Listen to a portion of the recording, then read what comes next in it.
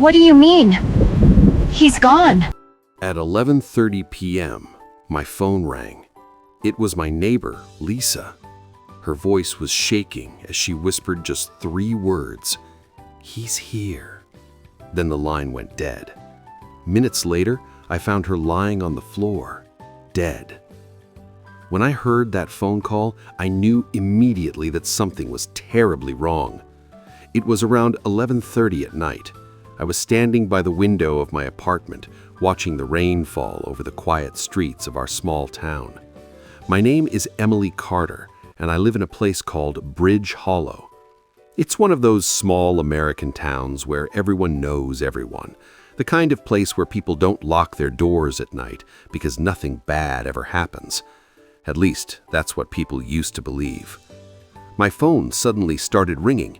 The name on the screen made me frown. Lisa Morgan. Lisa was my neighbor. We weren't extremely close, but we often ran into each other at the coffee shop in the mornings.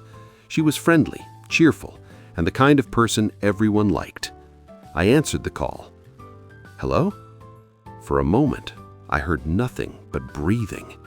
Fast, shaky breathing. "Emily, please, I need help." Her voice was trembling. "Lisa, what's going on?" There was a long pause on the line. Then she whispered something that made my heart stop. "He's here." My chest tightened. "Who's here, Lisa?" But before she could answer, the call suddenly went dead. I grabbed my jacket and rushed out of my apartment. Lisa lived at the very end of Maple Street, only a few houses away. The rain had grown heavier, and the streetlights flickered through the mist as I hurried down the sidewalk. Something about that call didn't feel right. When I reached her house, I immediately noticed something strange. The front door was slightly open. My stomach dropped. "Lisa?" I slowly pushed the door open. The house was silent. Too silent. The living room lights were on. A coffee mug lay shattered on the floor, pieces scattered across the carpet as if it had been dropped in a hurry. "Lisa?" I called again. No answer. My heart pounded as I stepped further inside. Then I saw her. Lisa Morgan was lying on the floor, not moving. The police arrived about 15 minutes later. Detective Mark Daniels quickly sealed off the house. He was a tall, serious-looking man with sharp eyes that seemed to miss nothing. "You're the one who received the last call from her?" he asked. I nodded. "Yes." "What exactly did she say?" I told him everything. About the breathing, about her voice shaking, and about the words she whispered. "He's here." Detective Daniels wrote everything down carefully. Then he looked up at me. "Do you have any idea who she might have been talking about?" I hesitated. Then I slowly shook my head. But deep down, one name kept coming to mind. Ryan Cole, Lisa's ex-boyfriend. By the next morning, the entire town of Bridge Hollow was in shock. A murder in our town was almost unheard of. People whispered about it in grocery stores, at gas stations, and outside the local diner. The police brought Ryan Cole in for questioning. Everyone expected him to be the killer. But there was one problem.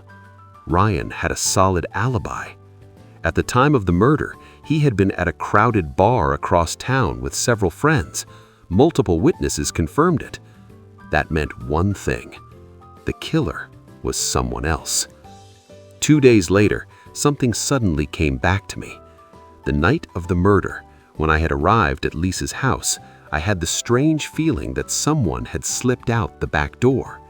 At the time, I had been too shocked to think about it, but now the memory kept replaying in my mind. I called Detective Daniels.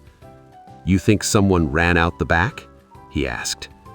"I'm not completely sure, but it felt like someone was there." There was a short silence. Then he said, "We should take another look at the house." Later that evening, we returned to Lisa's place. Detective Daniels carefully examined the back door area. He crouched down near the floor. Then, suddenly, he stopped. "Look at this." I stepped closer. There, faintly pressed into the mud near the back entrance, was a shoe print. But here was the strange part. It had clearly been made before the police arrived, which meant one thing. Someone definitely escaped through the back door. The police began comparing the shoe print with footwear belonging to people around town. It took 3 days before they found a match. When Detective Daniels told me the name, I felt the air leave my lungs. Tom Rivers. Tom Rivers was the town's mail carrier.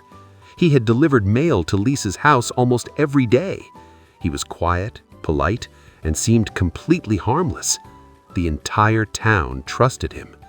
No one could believe he might be a killer. But the evidence didn't lie. The police arrested him that same evening. At first, Tom denied everything. But during interrogation, eventually he broke down, and the truth came out. Tom had been secretly obsessed with Lisa for months. Because he delivered her mail, he often saw her outside, talked to her briefly, and slowly convinced himself that they had a special connection. But Lisa didn't feel the same way. To her, he was just the mailman. Eventually, Lisa discovered something disturbing. Tom had been reading her mail. He knew things about her life that he shouldn't have known. When she confronted him, she threatened to report him. Tom panicked. On the night of the murder, he went to her house to convince her not to tell anyone. But in a moment of rage, he killed her.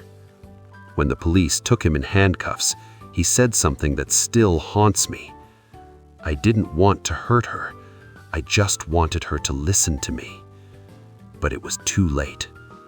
A few weeks later, the court sentenced Tom Rivers to life in prison. Bridge Hollow slowly returned to normal. The diners filled up again, kids played in the streets, people tried to forget what had happened. But for me, nothing felt the same. Sometimes, when I walk past Maple Street, I still remember that final call, Lisa's frightened voice, and the words she whispered, "He's here."